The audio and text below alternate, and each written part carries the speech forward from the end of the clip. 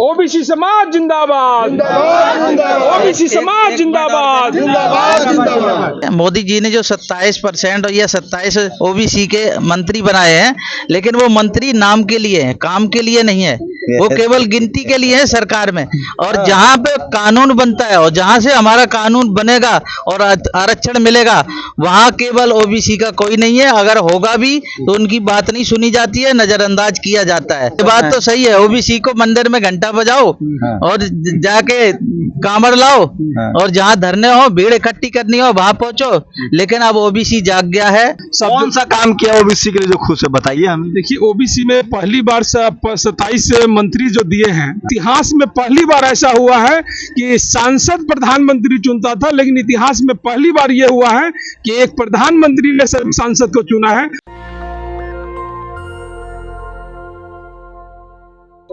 नमस्कार, मैं शंभू कुमार सिंह और आप देख रहे हैं नेशनल दस्तक। आज beyond the party line OBC की एक बड़ी बैठक हुई है दिल्ली के तालकटोरा में। ओबीसी महासभा की बड़ी बैठक हुई है। राष्ट्रीय ओबीसी महासंघ है ये।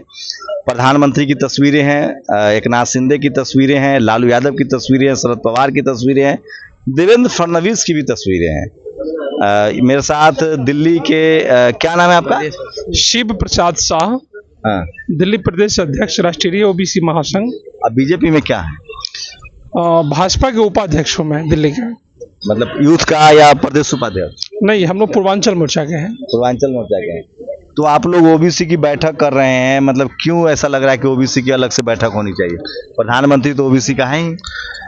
देखिए, जो हमारी मांगे है, जनसंख्या के आधार पे जो हमारा अधिकार है उतना नहीं मिल पा रहा है। कौन नहीं जितना जो भी सरकार है, केंद्र में हो या स्टेट में हो, जो भी है, हम लोग जगाने के लिए हम लोग यहाँ पे मांगे तो जगह जगह हम लोग कर रहे हैं, लेकिन नहीं हमारी मांगे पूरा हो रहा है। तो हमारा अधिकार है, हम अपना स्वतंत्र अधिकार है कि हम अपनी मांग तो रख ही सकते हैं, चाहे सरकार हमारी हो या विपक्ष का हो। प्रधानमंत्री तो कह रहे हैं कि हम 27 ओबीसी मंत्री बना दिए हैं, अभी राष्ट्रपति दलित बना दिए, अभी ओबीसी का उपराष्ट्रपति बना दिए हैं। तो कोई एहसान नहीं किए हैं। वो हमारा अधिकार देखिए कि हमारा 55% जनसंख्या है, 55% आबादी में, भारत में हमारा 55% आबादी है।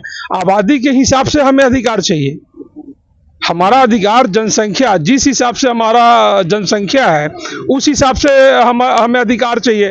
आप एक बार जनसंख्या, हम लोग हर जगह मांग करते हैं कि एक बार भारत में जनसंख्या क्यों नहीं एक बार सर्वे करा लेते हैं। सरकार ने तो कहा कि जाति जनगणना नहीं होगी। नहीं, तो वही गलत कर रहे हैं। क्या डर है? डर क्या है? अगर हमारा अधिकार ओबीसी, हम जानते हैं कि हमारी संख्या 55% है, तो हमें कॉन्फिडेंस है कि 55%। आरएसएस नहीं चाहती है ना, वो कह रही है कि इससे जातिवाद बढ़ेगा। नहीं, देखिए, अब हम किसी संगठन के बारे में हम विशेष कमेंट नहीं करेंगे। अगर जो भी कर रहा है तो वो गलत है। किसी भी समुदाय के लोग हो, हमें किसी समुदाय के ऊपर नहीं टिप्पणी करने हैं। हमें अपना 55% हमारी जनसंख्या है। हमारे जनसंख्या के आधार पे हमें हर जगह जनता की प्रतिनिधि हमें चाहिए। जनसंख्या के जब तक जनसंख्या के आधार पे हमारा प्रतिनिधि नहीं होगा, हम दबे कुचले समाज में बहुत जगह लोग दबे कुचले, हमारा प्रतिनिधि नहीं है, तो हमारा काम अधूरा रह जाता है। यही समस्या है। सोचिए, ब्राह्मण समाज के लोग किसी पार्टी में हो, समाज के मुद्दों पर एकजुट रहते हैं।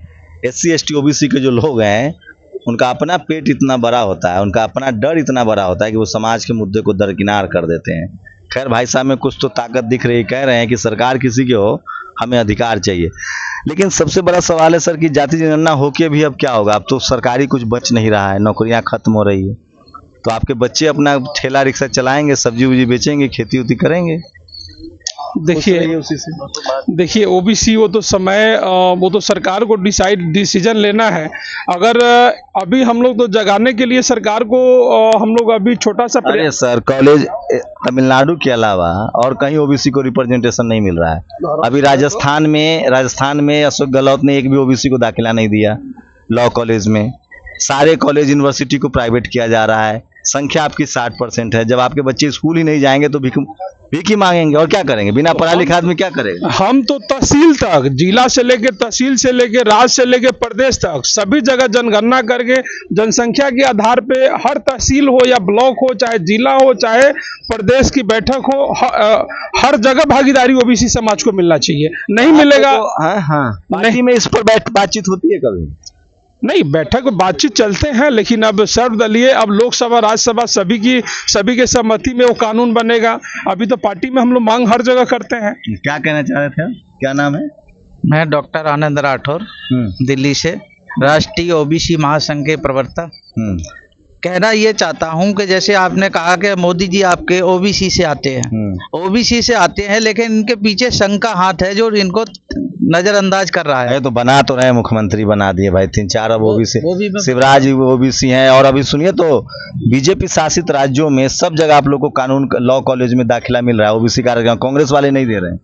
अभी ऐसा कुछ नहीं है। मोदी जी ने जो 27% और या 27 ओबीसी के मंत्री बनाए हैं, लेकिन वो मंत्री नाम के लिए हैं, काम के लिए नहीं है। वो केवल गिनती के लिए है सरकार में। और जहाँ पे कानून बनता है और जहाँ से हमारा कानून बनेगा और आरक्षण मिलेगा, वहाँ केवल ओबीसी का कोई नहीं है। अगर होगा भी तो उनकी बात नहीं सुनी जाती है, नजरअंदाज किया जाता है। कॉलेज के प्रोफेसर, ठेला रिक्शा चलाइए, कहाँ पढ़ाई लिखाई के चक्कर पड़े। देखिए मोदी जी के इधर कॉलेज के प्रोफेसर को देखिए आप, इसमें आप अभी देख लिए यूनिवर्सिटी में कितने आपके ओबीसी के प्रोफेसर हैं, आपको एक भी नजर नहीं आया। कारण यही है कि पूरे हिंदुस्तान में ब्राह्मण समाज है। किसी भी पार्टी हो, पंडित सभी में घुस जाते हैं, वो बड़ी बड़ी सीटें अपनी ले लेते हैं, तुम्हें लॉलीपॉप। मोदी जी तो ओबीसी के लिए, ओबीसी हैं, ओबीसी के लिए के हैं, वो बात ठीक है, मोदी जी कर रहे हैं। लेकिन कारण ये है कि मोदी जी वहां तक डर रहे हैं कि हमारी सरकार ना गिर जाए, इसलिए उनके चक्कर में अभी पड़े हुए पंडित। ओबीसी के सबसे, एससी एसटी ओबीसी के सांसद सबसे ज्यादा, सरकार कैसे गिर जाए? लेकिन उनको पता होना चाहिए इस हिंदुस्तान में सबसे बड़ी संख्या ओबीसी की है। अगर जो ओबीसी है ना, खेती करे, मजदूरी करे, सब्जी बेचे, ठेला बेचे, पढ़ाई लिखाई कीजिएगा आप लोग को मुसलमान टाइट रखना है, दलितों पर हमला करना है, ये सब काम कौन करेगा? हाँ, ये बात तो सही है। ओबीसी को मंदिर में घंटा बजाओ और जाके कांवड़ लाओ और जहाँ धरने हो, भीड़ इकट्ठी करनी हो, वहां पहुंचो। लेकिन अब ओबीसी जाग गया है। जहां तक है, मंदिर भी तो बन गया, वो अच्छी बात है, लेकिन ओबीसी जाग गया है। जिसकी जितनी स्कूल कॉलेज जरूरी है कि मंदिर जरूरी है? जिसकी जितनी भागीदारी उसकी उतनी हिस्सेदारी। ये तो माननीय कांसीराम साहब ये कहते थे, लेकिन अब ये ओबीसी जमीन पर उतर गया है पूरे हिंदुस्तान में। इसी तरीके से आंदोलन अब बढ़ेंगे। देख जी, जागरूकता आई है, जागरूकता आ रही है समाज में। समाज बिल्कुल जाग उठा है। अभी तो हम लोग तो ये सिर्फ कार्यकर्ता का हम लोग बैठक बुलाए हैं तालकटोरा स्टेडियम में। हमारा एक एक कार्यकर्ता यहाँ पे इतनी बड़ी संख्या में कि एक एक कार्यकर्ता हजारों की संख्या में ला सकते हैं। अभी तो हम लोग एक संगठन की हम लोग अपना बैठक किए हैं, जो एक कार्यकर्ता लोग अपना कितना ओबीसी को मंदिर चाहिए, कितना को चाहिए राम मंदिर, नौकरी चाहिए, बताइए, हाथ उठाइए ना। मंदिर कितने लोग? सारे ओबीसी को नौकरी चाहिए, अपना अधिकार चाहिए। मंदिर तो घंटा बजाने के लिए, वो सुबह के लिए होता है, लेकिन रात को खाने के लिए तो कार्यालय में चाहिए ना। बैठेंगे तभी तो हम अपना अधिकार जमाएंगे। वो तो हमारा धर्म है। देखिए, किसी धर्म की तो राजनीति हो रही है। कहा जा रहा है कि सारी कंपनियां बेच दो, मंदिर बना रहे हैं। विपक्षी लोग कोई भी कुछ भी बोले, अभी देश में जो मोदी जी कार्य कर रहे हैं, हम लोग बहुत खुश है। कौन सा काम किया ओबीसी के लिए जो खुश है, बताइए हमें। देखिए, ओबीसी में पहली बार 27 मंत्री जो दिए हैं, 27 मंत्री पहली बार इतिहास में, कोई भी सरकार हो, पहली बार ऐसे मोदी जी ने 27 दिए। लेकिन हम लोग इतिहास में पहली बार ऐसा हुआ है कि सांसद प्रधानमंत्री चुनता था, लेकिन इतिहास में पहली बार यह हुआ है कि एक प्रधानमंत्री ने सांसद को चुना है। मोदी जी के नाम पे सारे के सारे सांसद, जैसे जो भी है, सारे सांसद मोदी जी के नाम पे बने हैं। सारा दुनिया मोदी जी को वोट किए है। मोदी जी को हम लोग बहुत फैन है, मोदी जी को बहुत लाइक करते हैं। तो फिर तो ओबीसी को वोट देना चाहिए मोदी को, है? बताइए। देखिए, मोदी जी को अगर हमारी मांगे मानेंगे तो वोट दिया जाएगा। क्या मांगे? मांगेंगे जनगणना तो मना कर दिया सरकार ने। ये भी कह दिया कि राज्य भी नहीं करवा सकता। करना पड़ेगा, नहीं तो हम लोग सड़क से लेके रोड तक उतरने में टाइम नहीं लगेगा। हम लोग चैलेंज कर रहे हैं, दिल्ली की हर सड़कें जाम कर देंगे। हमारा अधिकार, अभी तो हम लोग सिर्फ ये सिस्टम को फॉलो कर रहे हैं, नहीं तो हम लोग को रोड पे भी उतरना पड़ेगा, तो हम लोग उतरेंगे। सोचिए, इस देश में कांग्रेस ने लंबे समय तक राज किया और जातिगत जनगणना का मसला हो, जातिगत अधिकार का मसला हो, उसको नहीं दिया, अंधेरे में रखा। कांसीराम साहब आते हैं, बीपी मंडल साहब का रिपोर्ट लागू होता है। 7 अगस्त को बीपी सिंह मंडल कमीशन आयोग की रिपोर्ट लागू करते हैं। उसके बाद अभी जो सरकार चल रही है प्रधानमंत्री नरेंद्र मोदी की, मैं ईमानदारी से कह रहा हूँ, इस देश में जाति की समझ मोदी से ज्यादा किसी को नहीं है। वो जाति का भी कार्ड खेल रहे हैं, वो धर्म का भी कार्ड खेल रहे हैं। देखना है कि फिलहाल ये तो तय है कि सरकारी संपत्तियां खत्म होगी तो आरक्षण तो नहीं रहेगा। College, university, media, judiciary, bureaucracy में ओबीसी का रिप्रेजेंटेशन बहुत कम है। लेकिन वोट के लिहाज से ओबीसी कम्युनिटी बहुत ज़्यादा संख्या में है। अगर उसकी जागरूकता बनी रहे तो पार्टी कोई भी हो उसको मजबूर होना पड़ेगा और ओबीसी के हक अधिकार उसे देने पड़ेंगे। लेकिन फिलहाल दिख रहा है कि ओबीसी समाज जो है वो जातियों में बटा हुआ है और धार्मिक वजहों से भी बीजेपी को वोट तो कर रहा है, लेकिन अपने राजनीतिक और सामाजिक अधिकारों के लिए सचेत नहीं है।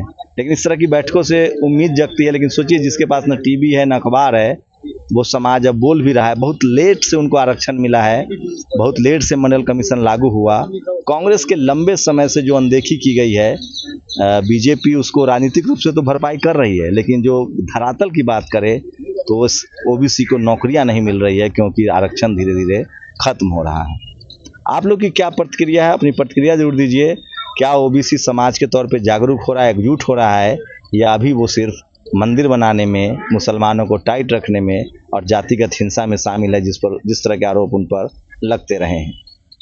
आपकी प्रतिक्रिया बहुत जरूरी है। ओबीसी समाज जिंदाबाद, ओबीसी समाज जिंदाबाद, जिंदाबाद। सोचिए, विडंबना देखिए कि ओबीसी लीडरशिप वाली जो पार्टियां हैं उसको ओबीसी की सूद लेने की भी चिंता नहीं है। आप लोग अपनी प्रतिक्रिया जरूर दीजिए। शंभू कुमार सिंह, नेशनल दस्तक, ताल कटोरा, दिल्ली। नेशनल दस्तक की आपसे गुजारिश है कि अगर इसको बचाना चाहते हैं तो नेशनल दस्तक को सब्सक्राइब करने के लिए रेड कलर के सब्सक्राइब बटन को दबाएं, फिर बेल आइकन की घंटी दबाएं। नेशनल दस्तक को बचाने के लिए बहुत जरूरी है कि हर खबर को शेयर करें, लाइक करें, कमेंट जरूर करें।